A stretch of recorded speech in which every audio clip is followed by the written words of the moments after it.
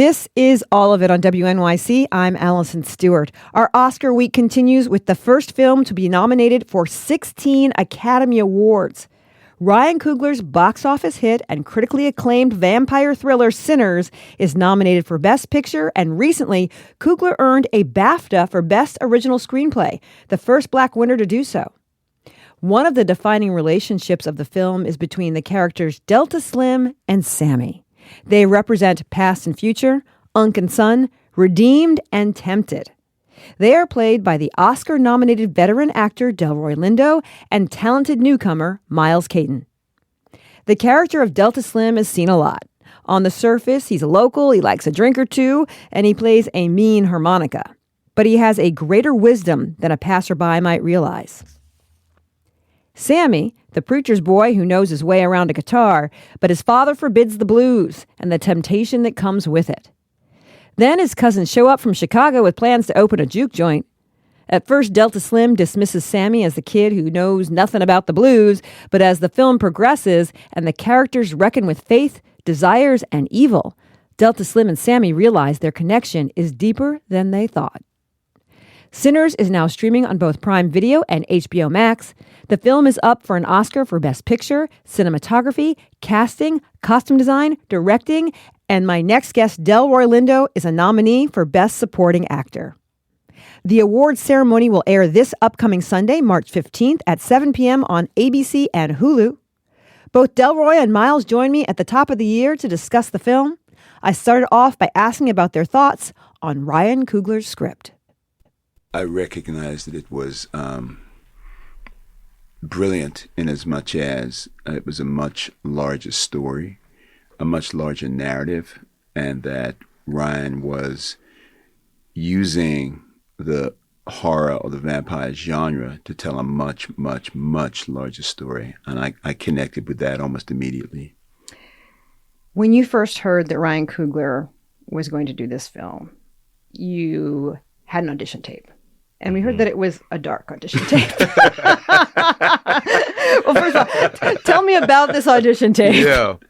So it was one of like 3 audition tapes that I had sent in. Okay. And this one in particular was just a video of me singing a song and playing guitar. So I was, normally like coming from the music side, when I would do videos, when I do like covers or stuff like that, I normally go for like a more ambient type of vibey, so I had never done a self-tape audition before, so I didn't know the parameters or the guidelines. So I just did me, and I just sent in the vibey, kind of. I don't think it was that dark. I mean, they saw something, but yeah, that was kind of what it was. Do you remember what you played? I played Bring It On Home to Me by Sam Cooke. Oh, well, anybody listen to that. That's all right. Yep. Delroy, I've heard you talk about how collaborative Ryan is as a director with his cast and with his crew. What does that open for you as an actor? How does that help you be creative? It establishes a trust almost immediately. And when there is trust, one can relax, and because one is aware that the lines of communication are open constantly. And and this is another term that I've used to describe Ryan, there's a generosity of spirit. He's open to what everybody has to contribute. Now, he may not use everything, but he's very, very open to hearing what his collaborators have to say to him. And that was certainly the case in my case. What does trust mean to you with a director? That's a great question. I think it means that one can relax inside of whatever one's process is, and one can be assured that one can offer opinions, offer feedback to the material, and that it will be heard. And it means that one is more likely to take chances in the work, creative, artistic chances in the work. I think that's what it means to me. Miles, Delroy is a veteran of acting. Mm-hmm. What did you learn from him? Man. Oh, don't ask him that. You shush. You shush. Wow. Make it good, brother. So much. I mean, more than I think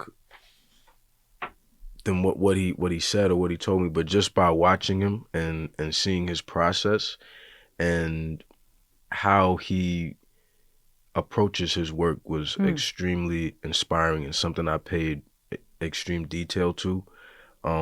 This being my first time, really acting and taking on this big challenge. This was definitely like the greatest challenge of my life so far, on this journey. And I had to, finding my process was definitely something that was really, I knew was going to be really important for this process and for this role. And so once I got to set and I was able to see like what everybody was doing, I was able to see Delroy and, grew up, seeing him in films and just being able to see his process and how he is able to get into character and what he does to get himself to the place that he needs to be was just something that I really wanted to incorporate into my own work. And so there was a particular scene that he did as well that we'll probably talk about it later, but he improv'd and it was to be in that moment. It kind of took me outside of like what I was in. I feel like we were in the moment, but at the same time, it brought me like to like 2024 at the time. It brought me to the present moment, just understanding the work that he was doing when it comes to the blues and when it comes to, understanding, why those people were making the music that they were making at that time. The choices that Delroy made acting in that scene made it so clear and I could feel it in my core. So yeah, man, just being able to see him work and just having the honor to hear him speak and be around him for that period of time was a blessing. We'll talk about that scene in a minute, Yeah. but Delroy, this is Miles' film debut. And as an experienced actor, what did you get out of working with somebody their first time? Because sometimes you can kind of forget when you're working with actors who've done this before. Mm-hmm. But when you're working with somebody for the first time, what was something you were reminded of? What I'm reminded of, specifically with Miles, and I'm thinking about this right now in this moment as I'm listening to him, and Miles has something in common with a young lady that I worked with many years ago, Aaliyah, who also came from the music world. And they both have an openness. Miles has an openness. There was no artifice. There was no, he was there to contribute to bring himself naturally and very, very open. And that made working with him that much. I mentioned the word trust. I trusted unequivocally that whenever I communicated, and I've not said this to him, I'm saying it right now on air, but I trusted that whenever I communicated with Miles in the work, he would be open to receive what I was communicating. And that came with a certain responsibility, but he was always very present, period, the end. He was present. And I think that we see that in his work in the film. And it was functioning on a number of levels. His, as you say, young actor, his first film. But as Sammie, he's infusing all of those qualities into what he's doing inside the work, and it made the work that much richer. Do you think having your background in music set you up for this film in a different way? 100%. Yeah, how? Essentially, that's what got me there. But yeah, just growing up in a musical family and understanding artistry and understanding music and the power that it has from young, I think is something that was extremely important for this film. And even with my knowledge of music, being on this project, I've learned and I understand it now on a much, much deeper level, understanding how important blues has been for the genres that we listen to today. And the music was definitely a kind of like a life raft for me, like a safety for me, being on this project, being that, acting was so new for me and I'm in a new environment and it's different circumstances that I haven't really seen before. I had music to kind of carry me through that, listening to the Essential Blues playlist that Ryan sent me when we first started working on the project, listening to Charlie Patton, Muddy Waters, Buddy Guys, all these blues musicians that I would be able to draw inspiration from for my character, for the sound, and just for understanding, what they were going through during that time. I'm speaking with actors Delroy Lindo and Miles Caton. You know them from the movie Sinners. This movie has so many levels to it. It's a love story. It's a story about the ancestors. A story is about having your own, about the relationship between Irish and blacks at the time. And then there are the vampires, which come into the film. Delroy, what do the vampires mean to you in this movie? The vampires represent any evil force, any outside force that would come into a community, try to infiltrate that community, and figuratively and literally try to possess that community.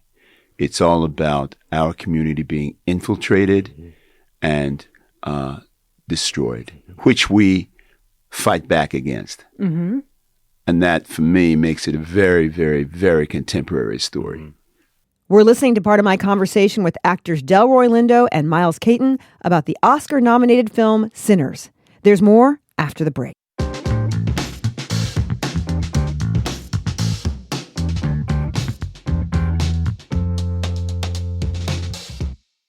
You're listening to all of it on WNYC. I'm Allison Stewart. Sinners is up for 16 Oscar awards this Sunday.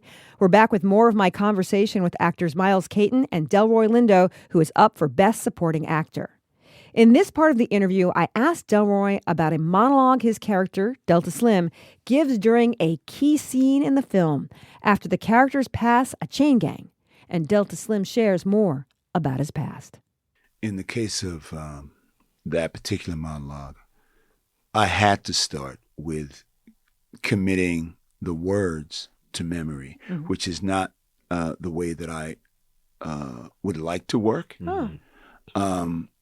But I had to, because it was a 3-page monologue. Yeah. And very, very similarly to the monologue in Five Bloods a few years ago.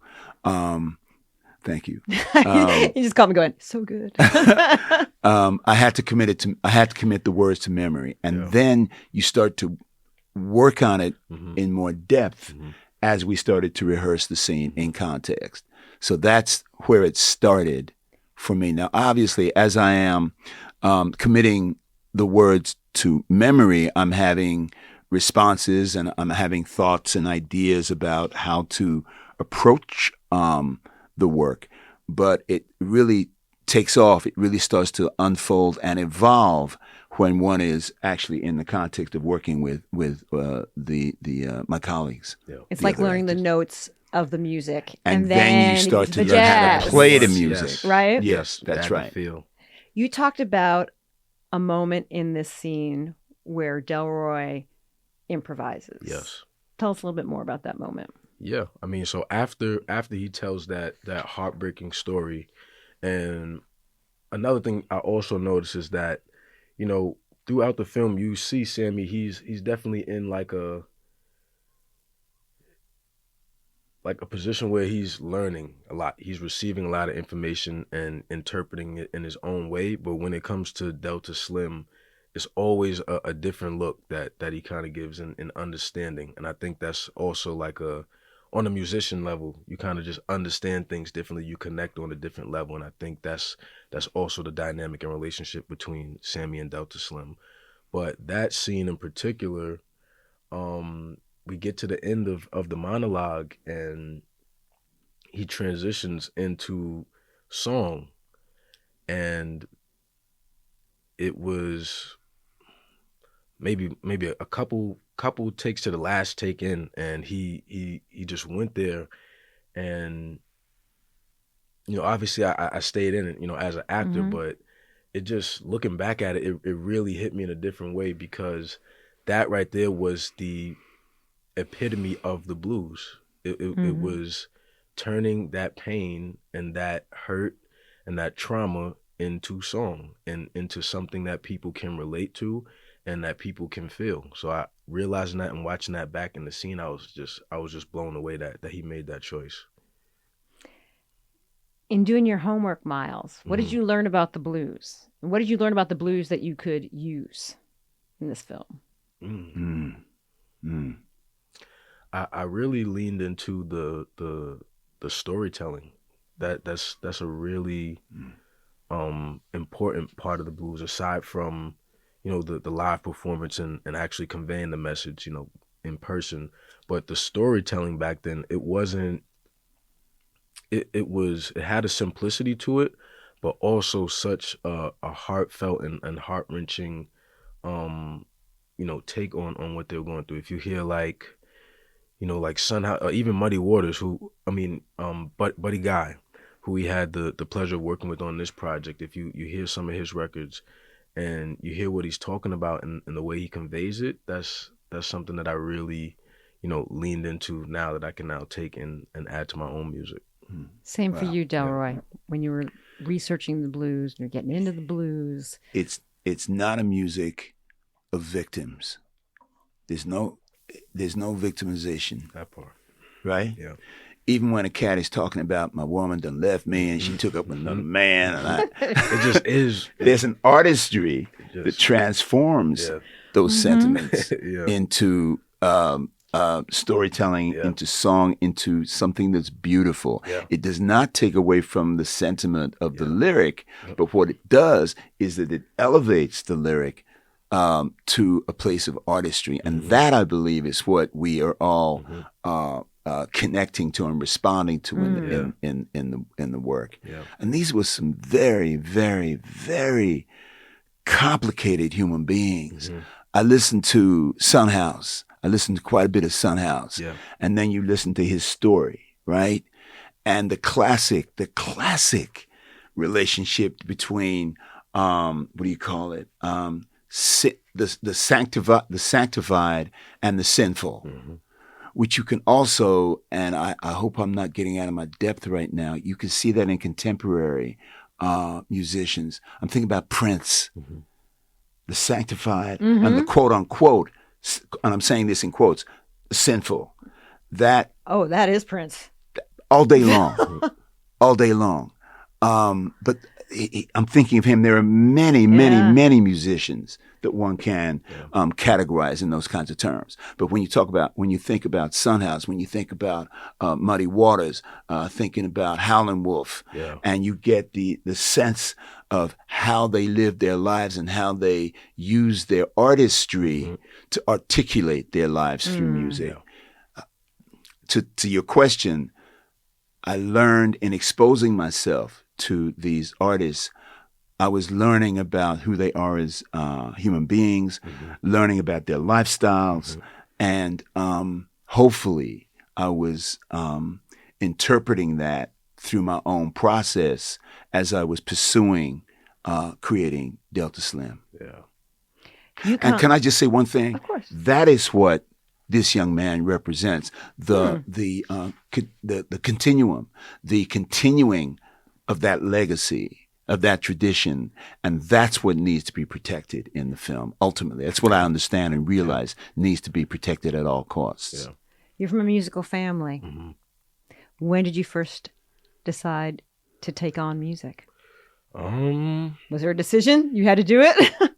I didn't. I was drawn to it. I was drawn to it. I grew up around it, and it's always been a part of my life. It's always been something that I wanted to do. I started singing when I was 3 years old, and I remember performing and just always knowing like this is what I want to do with it. I didn't know where exactly I was going to end up or where it could go, but I knew that this is what I wanted to do. Can we play a little bit from Sinners? Yeah. Can we play Traveling? Let's do it. Let's do it.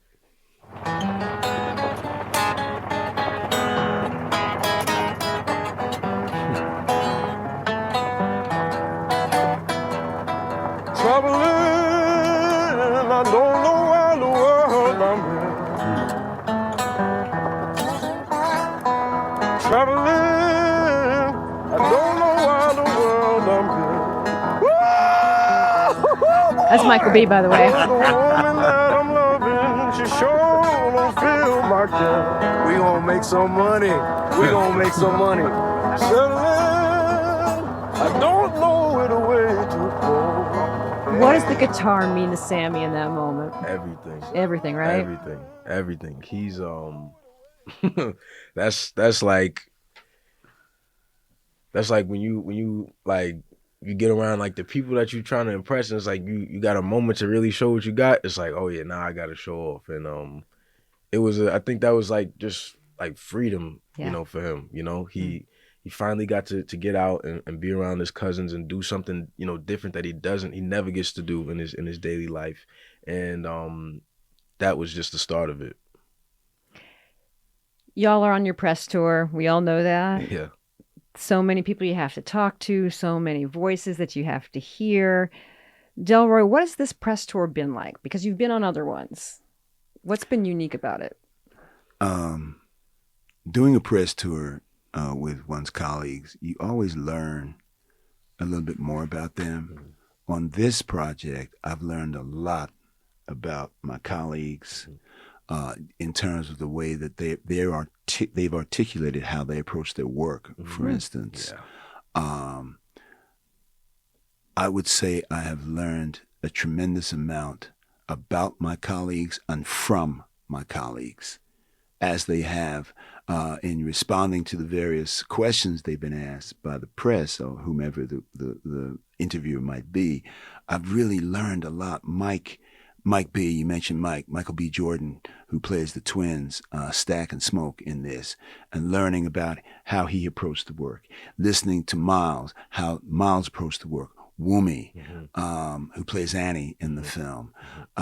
As each of those actors, as Jamie, right? As each of the actors on the press tour have expressed how they've approached this work, I'm learning a lot. Jamie, who plays Perlene, thank you, who plays Perlene, talks about having, as a young student, having stopped singing. She stopped because for various reasons, she stopped. And in this process, she was given the license, you used the word agency, to reconnect with her musical talent, and how Ryan and the process of working on this film allowed her to open up, reconnect with her music, and give it expression. Yeah. So to your question, I've learned so much about my colleagues and from my colleagues in the process of doing these various press tours. Has there been anything that you've wanted to say that you haven't gotten to say about the film? How much I revere my colleagues. I revere, and I hope this doesn't come across as being obsequious, but I love these guys, man. I do. I love the depth of respect and love that we've all shared as a company of co-workers.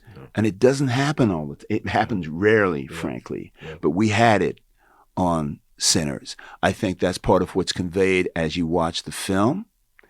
I've loved this experience. I love my fellow my colleagues, and I've really appreciated and enjoyed learning more about them. You had a special first film. Oh my God! Oh man! Oh my God! Big time. You're from New York, right? Yes, from Yankees. Brooklyn. Still in the Yankees? No? Yeah. I mean, I'm not big into like baseball, but you know. Just thought I'd check. Yeah. That was part of my conversation with actors Delroy Lindo and Miles Caton about the 16-time Oscar-nominated film Sinners. It's streaming now on both Prime Video and HBO Max.